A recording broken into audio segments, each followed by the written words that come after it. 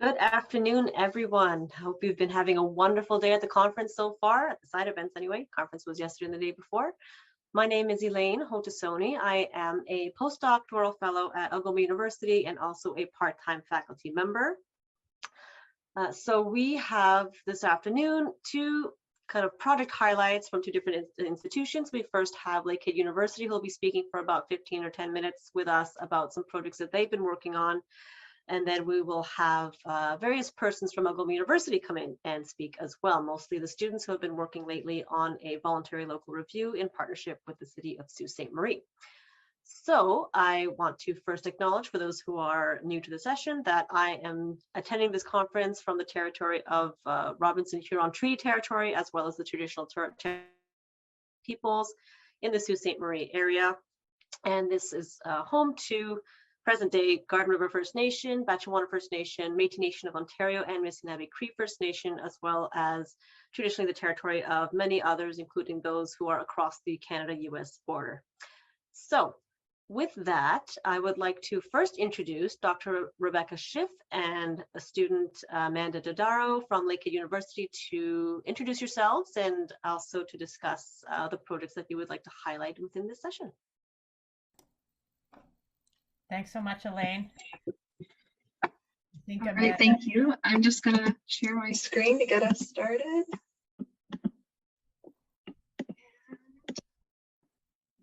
That good? That's good. Awesome. Amanda, maybe you can mute yourself while we're, and then, yeah, okay, great. Hi, everyone. It's great to be here today. I'm Rebecca Schiff. I'm a professor in the Department of Health Sciences at Lakehead University. And with me today is Amanda Dodaro. She's a student in the Master of Public Health program at Lakehead University and has been a real leader in our voluntary local review process. So just before we get started, I do want to share with you Lakehead University's land acknowledgement. So Lakehead University respectfully acknowledges that its campuses are located on the traditional lands of Indigenous peoples. Lakehead Thunder Bay is located on the traditional lands of the Fort William First Nation, signatory of the Robinson Superior Treaty of 1850. Lakehead Orillia is located on the traditional territory of the Anishinaabe. Anishinaabe include the Ojibwe, Odawa, and Potawatomi nations, collectively known as the Three Fires Confederacy. Lakehead University acknowledges the history that many nations hold in the areas around our campuses and is committed to a relationship with First Nations, Métis, and Inuit peoples based on the principles of mutual trust, respect, reciprocity, and collaboration in the spirit of reconciliation. And certainly thinking about truth and reconciliation has been a very important part of our voluntary local review process. We've identified it as something that's not very overtly recognized in the broader UN framework in the Sustainable Development Goals, but it's been something that's been central to many of our conversations as we've gone through this, and is an ongoing conversation and process in our community to talk about that and intersections of decolonization and sustainability. So I also want to make a few acknowledgements before we get started. So Amanda, as I mentioned, has been a real leader in this work. She's also worked closely with another Lakehead student, Ashley Wilkinson, and we have many working group members and partners that include the United Way of Thunder Bay, Earth Care Thunder Bay, the Lakehead Social Planning Council, several other professors at Lakehead University, and the City of Thunder Bay. This work also, I want to acknowledge, was funded in part by the Social Sciences and Humanities Research Council of Canada by a partnership Engage grant. So just for a quick outline of what we'll be talking about, I'm going to go over a bit of a background of this voluntary local review process that we've engaged in Thunder Bay. Amanda is going to talk a bit about our process and some of the challenges, and then I'll be talking about our next steps and reflections on this VLR process. So just as a background to the Thunder Bay VLR, so this really emerged initially out of conversations among key government and nonprofit agencies. So there are already many agencies that we're doing SDG related work in the Thunder Bay area. And if you were at the last session, you heard from Amy Coombs, who's with Earth Care Thunder Bay, and she mentioned some of the many agencies that are doing SDG related work in the region, and there are many, many more. But essentially, we had come together and seen that there's a lot of work going around, but nothing that is specifically focused around the SDGs. And also at that time, the concept of doing a voluntary local review was just starting to emerge in the literature, and people were talking about engaging in these VLR processes. And so we thought this might be a good way, if we did a VLR process, to capture that SDG related work and to track our progress on the SDGs in the Thunder Bay region. So it was really a merging of all of these initiatives that were already going on in the city. And so our plan was, first and foremost, we didn't want to duplicate any existing activities. So we knew that there was lots of data being collected and work being done around the SDGs in the city and in the region. So the idea was to build on existing data sets and reports that are tied to the SDGs. So these include the sustainability plan of Earth Care Thunder Bay and other work that Earth Care does around climate action and energy. And it also includes the poverty reduction strategy report, as well as the community safety and well-being plan, work of the United Way, other agencies such as EcoSuperior and so on. So the idea was to build on those existing data sets and reports. And another, I think, key principle of what we wanted to do was create a baseline. We knew that we wouldn't have the sort of perfect VLR in our first time around, but that we wanted to have a baseline to compare to for future VLRs and for ongoing tracking. So our guiding focus, again, as I mentioned, it was to avoid duplicating efforts. So we didn't want to do anything that was already being done. We didn't want to collect data that was already being collected by other agencies or duplicate reports. And also we wanted to fill in gaps. So we wanted to be able to look at what's being done, map those to the SDGs, and see where there might be gaps in data collection. Then that would form a basis for work leading up to a second VLR.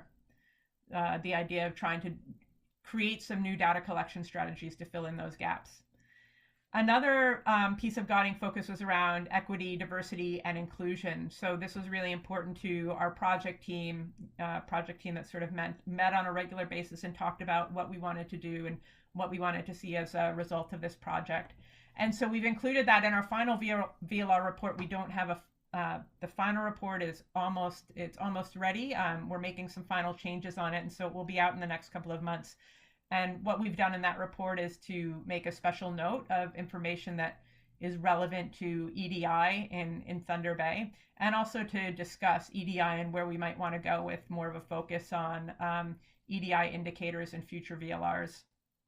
And another piece that's been very important to us as well, and it's not, I would say certainly that it's not perfect and that we have much more work to do, but that we've really tried to think about decolonization and the SDGs and how we can incorporate goals around decolonization and reconciliation into the report and the work that we're doing. So next slide. This is you, Amanda. It is awesome. Thank you. All right, so I'm going to chat a little about our process. I think I have like 6 or 7 steps over here. And the first two start off with preparation and groundwork. So to get us started, we decided to do a literature review that sort of had 2 main focuses.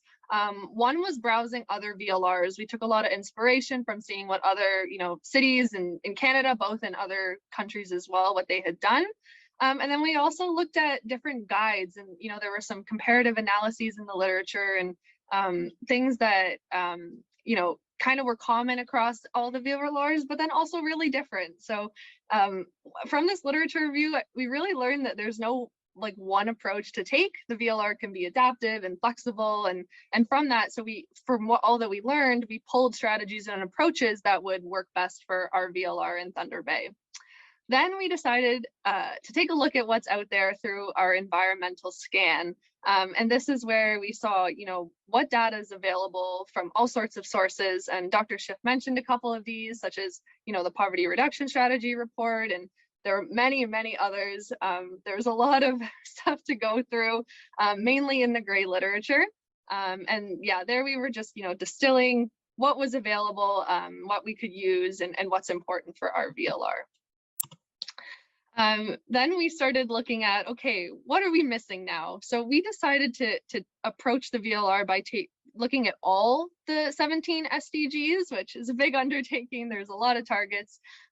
So we didn't hit it off, get all of them the first go. And there still are some gaps that remain, but we identified which ones that we've had, and then went back to our community partners and said, hey, are you able to help us out and, mobilize new data sources? Where else can we look?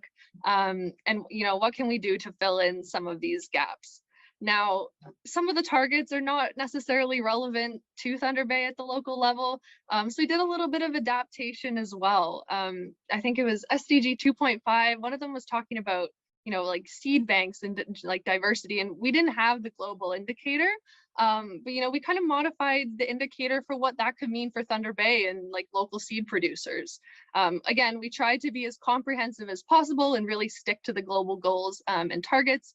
And then there are a few gaps, but hopefully in future VLRs, we'll be able to address some of these. Then our next step was evaluating all the indicators and data sources that we had come across.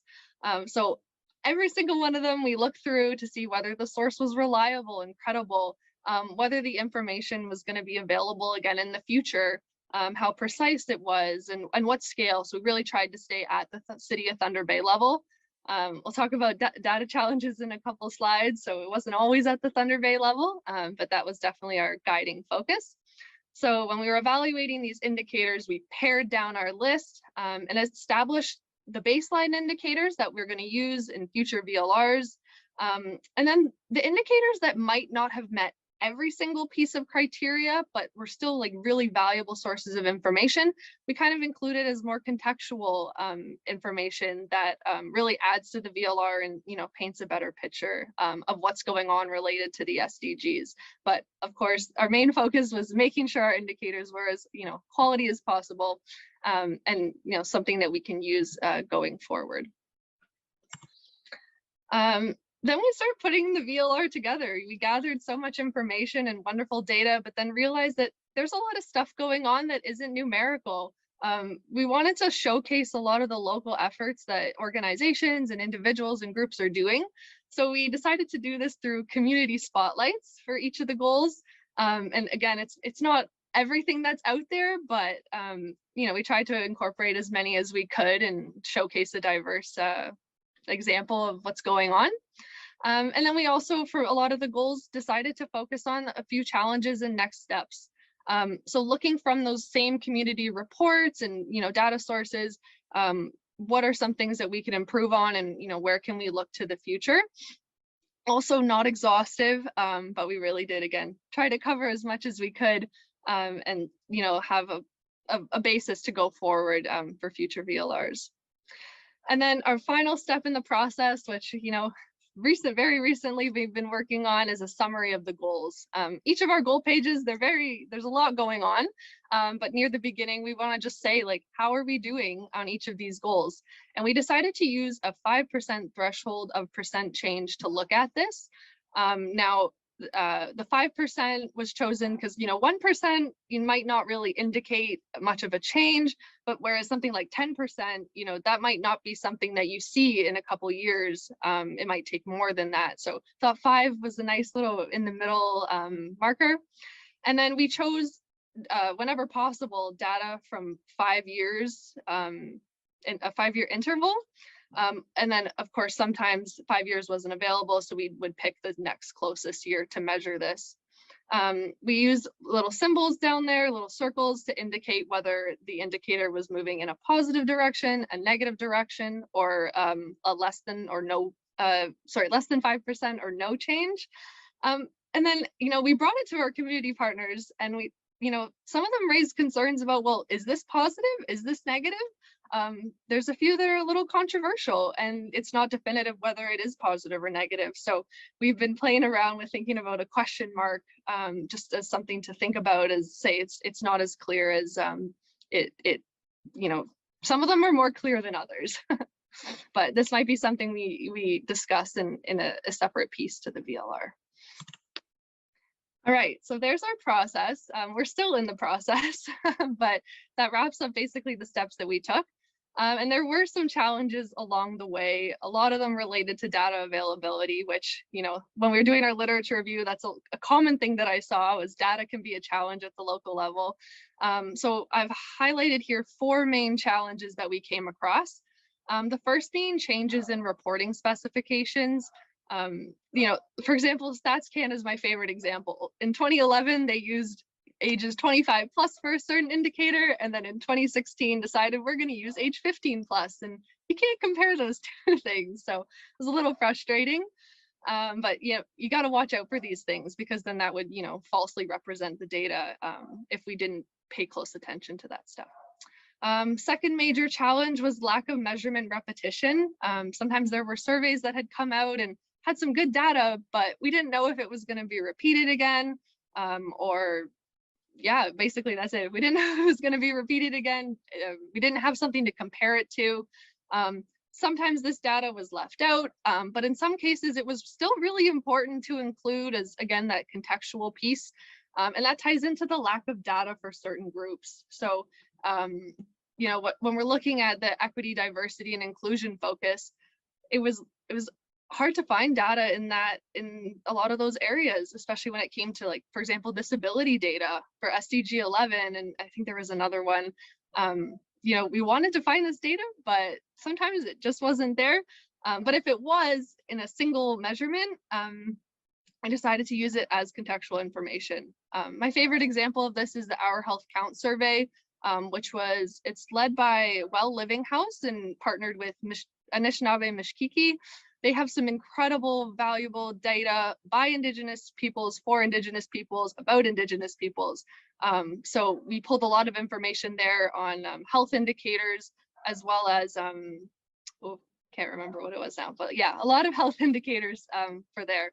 And yeah, we don't know if it's going to happen again, but it's very valuable, especially since some Stats Canada data is not, what's the word? Representative. A representative sample. There we go. All right, and then that brings me to our last challenge of municipal level data not being available as well. So as I mentioned earlier, we really tried to stay at the City of Thunder Bay level, but depending on where the data was coming from, it wasn't always possible. So health unit data, for example, for SDG 3, it was at the health unit level. Or for example, as well, the agricultural census, we had to expand the geographic area just because, it made more sense to not just include the city, but also the surrounding farms and farmers around it. So those are just a couple of our challenges, and I'll let Dr. Schiff take over for some of our next steps and reflections. Thanks. Thanks, Amanda. So our next steps are, I mentioned earlier, we're working on our report. We're sort of, I think, hope in the final stages of that.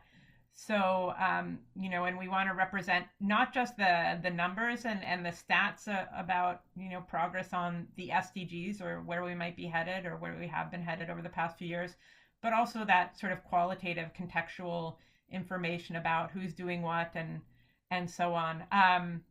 So we also are working on a website to host the information about the VLR. Ideally, we'd like to do a tracking progress type of website, something like what the IISD has hosted. We're not sure if we'll be there quite yet with our first VLR, but we'll certainly have a website to host our information. We'll have a launch of the VLR, so we'll share this publicly, but also promote the work that we've done with various organizations in the city, with city council, and other partners. And we have a partnership, a foundational partnership that we formed in this process, but we'd really like to expand that partnership. I should say one of the other challenges we encountered that I guess we didn't think to add it on that slide was COVID. I mean, COVID has really, we just had started this process at the beginning of COVID, and then it sort of got put on hold for quite a while because it was really, I mean, everyone was very busy. But another challenge was we had really planned to have a lot of in-person meetings and gatherings with agencies throughout the city to talk about this process. And that's something that we'd like to do more of over the next few years. And then, of course, repeat. That's a next step. We'd like to obviously use this as a baseline and repeat this VLR maybe in 2 years or so to monitor our progress over time. So reflections going forward. One is about evolution. So that's the need to adapt the VLR as the data evolves, as we run into challenges around data collection. So Amanda mentioned many of those, and there are many challenges that we came up against as we were doing this, where we needed to kind of pivot or come up with a new strategy for, how are we going to represent what's happening around this SDG in the Thunder Bay region because of those challenges. But also needs will evolve and things will change in the city, and what we're tracking, we hope what we're tracking will change as well, because what we're tracking right now isn't ideal in many places. And as Amanda mentioned, there are many components around EDI, around decolonization, around other factors where, I think we really need, and also I should say a lot of environmental, ecological related indicators as well, where there's not great data yet. So we hope that it will evolve over time. Then we'll have additional partnerships and integrate the VLR with additional agencies and also expand. So more better quality data, more knowledge about the indicators and more established indicators for the Thunder Bay, City of Thunder Bay and Thunder Bay region, and increased partnerships. So thanks very much. I think we're holding off on questions, and Elaine will be going next. So I think if you have questions, you could put them in the Q&A area, and we'll certainly be glad to type responses as well. Thank you, Dr. Schiff and Amanda. Yeah, I think that's probably the best idea is to start putting questions in the chat or the Q&A, and we can start responding in text, and then we can address any that we need to orally at the end of the next presentation. It's just in the interest of time. So I do want to start this next section with Algoma University by explaining for anyone in the audience who's not really familiar with what a VLR is, a Voluntary Local Review, is essentially an accountability mechanism to track and monitor and report upon progress towards the Sustainable Development Goals. So however that looks is kind of different for different communities. There aren't too many that have been done in Canada, and there aren't that many that have been done around the world when you think about the number of municipalities around the world. Initially, this was meant to be, this was designed to be a voluntary national review, and that's what is being submitted on an annual basis at the 2018, or sorry, that was when I went, the high-level political forum. So every year, different countries will come in and volunteer to share their voluntary national reviews. And then it was a discussion that came up at the local level. Well, we can actually implement the SDGs at the local level, and we're probably the key to implementing the SDGs is at the local level. So why don't we also do this as well? So the VLRs were kind of born from that discussion, and we are just starting to explore them across the continent here. In Sault Ste. Marie, we just started our process 7 weeks ago, so we are brand new at this, and we've done a bit of an initial review with 30 students, more than 30 students at Algoma University across 2 different classes. And the way we've done this is we've first taken a look at 2 different city planning documents and have used those as a basis for the review. So we haven't reached out and done this whole comprehensive review yet. That is kind of part of our step-by-step process, is we'll build on what we have right now. And the idea was that the students would each either become an expert in an SDG, depending on which class we were dealing with, or work in teams under a specific SDG to break down the different targets and indicators, see which ones were relevant to the local area, propose possible new ones if there were none that were relevant to the local area, And then from there, talk about gaps and progress and things like that. So we've done kind of almost a scan in this space. And so I do want to first call on Taylor, who is our City Studio representative at Algoma University, to maybe share a little bit about City Studio and how this has led into what we're doing now with the VLRs. And welcome everyone. My name is Taylor Gerling. I am the City Studio Innovation Hub Coordinator at City Studio Sault Ste. Marie. I'd like to begin again by acknowledging that I am on the Robinson-Huron Treaty Territory, the land of the traditional territory of the Anishinaabe, specifically the Garden River and Batchewana First Nations, as well as the Métis Nation. So again, thank you for your time and thank you for being here today. Little bit about City Studio. So City Studio actually began in Vancouver back in 2011. And it really started out of a need to accelerate sustainability and higher education and provide students with a direct opportunity to work in and support urban challenges. So in 2015, City Studio Global was born, and now City Studio Sault Ste. Marie is a part of a large network of over 15 city studios across the world, as you can see here. Most are located in Canada, but we do have 3 city studios, one in outside of Canada, one in Oslo, Norway, and 2 in Australia. So the network is building quite quickly. The network is also connected. We're all working on similar problems and similar challenges within our municipality. So it's a really cool collaborative network that not only me, but my students get to be a part of as well. So City Studio is a one-stop shop for municipalities and academic institutions to work together for civic benefit to really ultimately build stronger communities. So the point of it is to bring together municipal staff, faculty at the university level, and students at the university level to co-create solutions to community challenges or to support new or ongoing community initiatives, ultimately to create a more sustainable, livable, and equitable Sault Ste. Marie.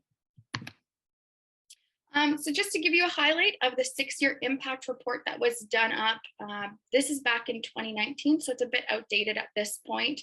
But this was done by City Studio Global before we actually joined the City Studio network. But this just gives you a good sense that in the 8 years that it was just really launching, the collective impact that City Studio has had, not only in this community, but around the world. So over 17,000 students have been reached, 800 city staff engaged, over 400,000 student hours were put into community projects. So this is a really collaborative, very hands-on project and program.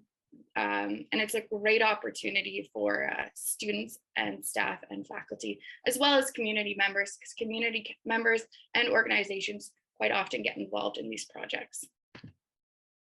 So just to give you an idea of the process of City Studio, to put into context how we got to this point in supporting the VLR process. So each year the city staff kind of convene, they come up with projects and ideas, maybe current projects they're working on, projects they've hoped to get to but haven't had time for, and they really bring that list to me. I match those projects. The students then design the projects together, and then they're launched in public.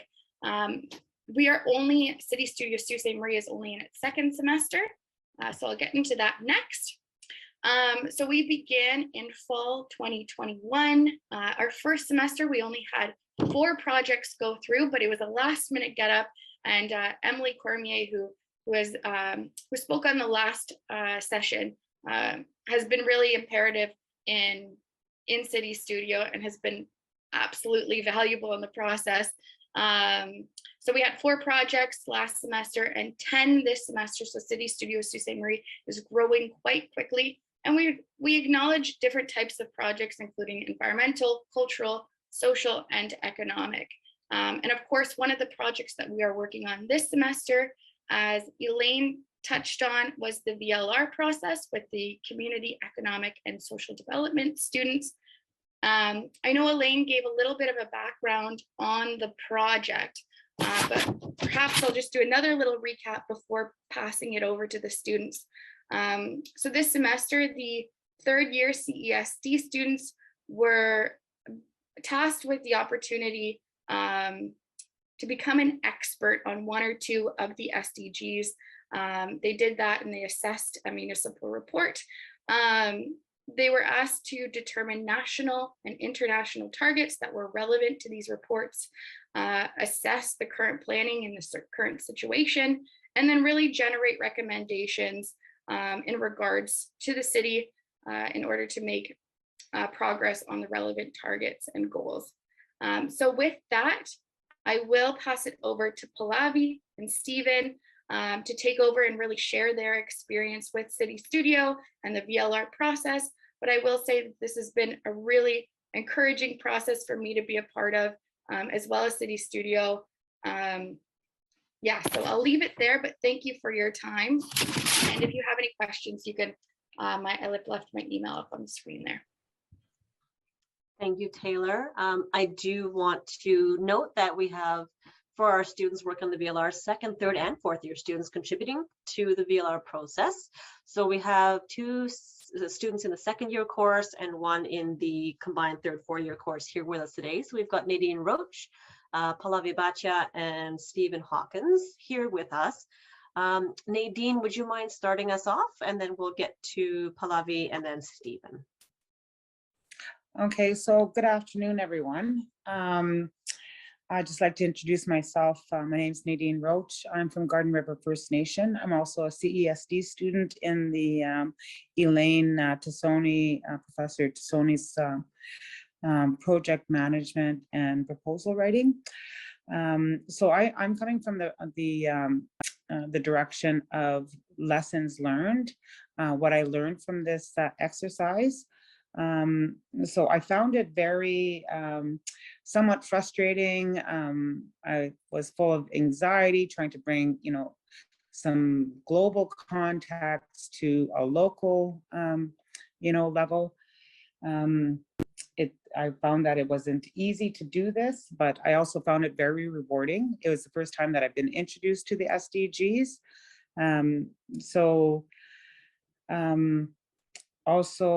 I also had an opportunity to reflect on my own biases as far as, SDG 16, which is peace and justice.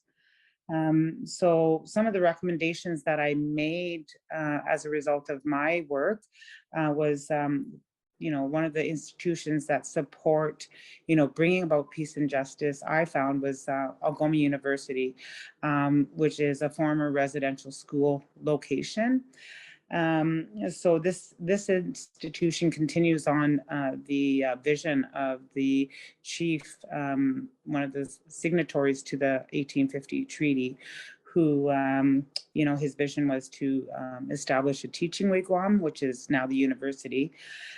So Algoma currently is trying to correct the wrongs of the past. Also, there's a new project that they are building on a multicultural, Indigenous and multicultural healing center of excellence. So bringing about change there.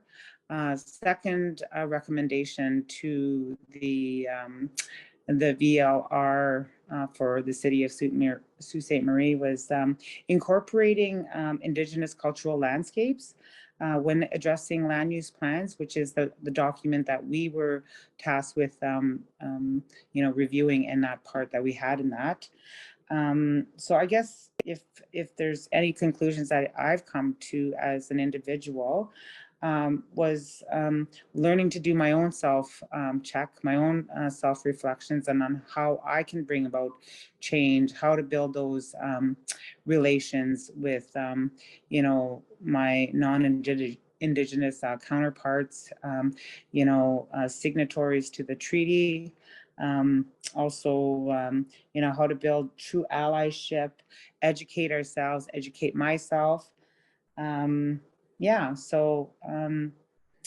just like to thank everybody. I'd like to thank Elaine for this opportunity, and all my other my peers in class for sharing their perspectives and their intelligence in doing this project. So, Chimigwach.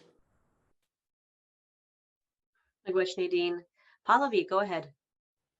Hello everyone, my name is Pallavi and today I will discuss about the SDG 1, which was mainly focused on the poverty. So like when we were going through the file, so like we analyzed the reasons of poverty, which is mainly unemployment, housing and food insecurity. And the people who were impacted with this poverty, it includes mainly single parents, immigrants, and people with disabilities and indigenous people. And like considering all these factors, the employment is ranked first.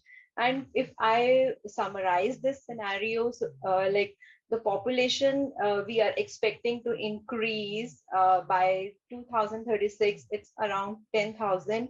And like if I compare this with the employment, so employment is also going to increase, but it's comparatively less, like it's nearly 6,000 jobs we are expecting to get increased by 2036. So to bridge the gap like of the poverty, so, government of Canada is establishing, like it has already established a National Advisory Council on Poverty, and they have started investing 12.1 million over 5 years. So the main areas that they are generating jobs, it's mainly the health and the social services, the business services, and I think like there are many industries also like they are focusing on to increase, like construction, education also. So the manufacturing, what is we are assuming, like they are planning certain number of jobs, it will get decreased. And like the report that we mainly focused, it was like I what concluded from all these parameters, the employment, if we increase the employment, it automatically it will help us in economic growth. And the government is planning to increase the growth, economic growth, and like to retain the population, they are mainly focusing on the three parameters. Like they are planning to retain the people, to attract the people. They just want like the people who have already left the city, so they just want like those people should come back. So yes, all these factors, like if we want, because it is not only the city, it also, I think the Canada, also the government of the Canada as a whole country, we say that they all contribute towards the economic development of a city specifically. So it's not only the economy of the Sault Ste. Marie, I believe, like the economy of the Canada, it also contributes towards the growth of Sault Ste. Marie. So this is all what I mean, how they are planning to give a good impact on the economic growth. So they are trying to focus mainly on retaining the people. Yeah, thank you so much. Thank you, Pallavi. Okay, Stephen. Good afternoon, everyone, and thank you, Dr. Tassoni, for inviting me to speak at this conference here. I'm speaking to really how the data provided insight into project development for me in using the VLR process. I mean, it made me realize just how important the community is. It's, they live in organism, if you like, the natural capital, physical capital, human capital, economic capital, cultural capital. There's all this, the interrelations of the whole ecosystem. I know it's a very academic aspect to the VLR with the data correlation, but to be using reports from the city, Cities of Sault Ste, their official plan and future SSM, and those data statistics from, say, for example, comparative studies in Winnipeg, the PEG data, it gave me things like, showed me the seasonal employment for the youth, for example. There's not too many opportunities really, and it kind of, you can sort of relate to how poverty grows because there just aren't opportunities in that regard. But anyway, getting back to the City Studio project that we've been assigned to, in using the VLR, I sort of looked at a project designed to increase local tourism and improve the town's GDP, again related to those indicators for the UN and Canada, by proposing an annual multicultural youth arts and culture festival in downtown core. This is something the city itself is looking to achieve. And that process includes looking at those indicators that I mentioned, evaluating the town's socioeconomic status, infrastructural mapping, statistical demographic data, and it provides a picture of the existing situation and what needs to be addressed. Engaging community stakeholders, this is, okay, the next step forward really, what comes out of this whole process, but it's key for the impacts of any proposed structural change in the town to be fully assessed and revised. I kind of use the example, this is how the data proves beneficial. I'm kind of using hands-on examples here, the benefits and detractions of, say, street planning and recreational planning, or say the benefits for one business over the expense of another business, or deriving the benefits for creative youth development as opposed to devaluing the creative needs for the seniors in the community.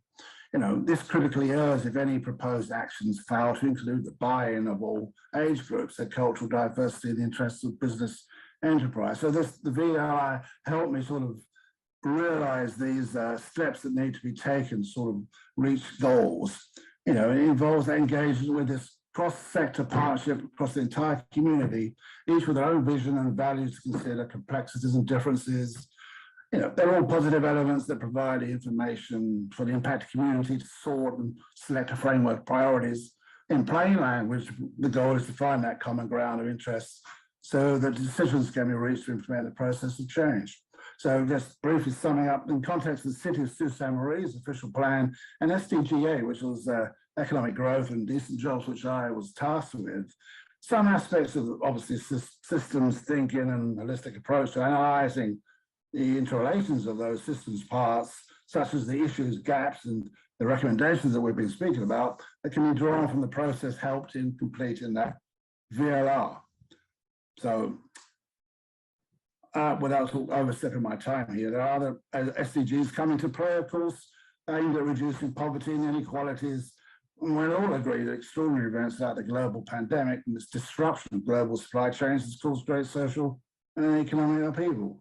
These factors come into play in building that VLR, and those stats are kind of really late in being delivered. They're coming late. So, if you leave that out, there are big issues. So anyway, I'd add that SDG indicators on a local level emphasize the importance of grassroots local decision making, the need for local community stakeholders to connect their work, draw on their skills and experience of their own citizens to collaborate on projects to sustainably invest and plan the economic development security of the community.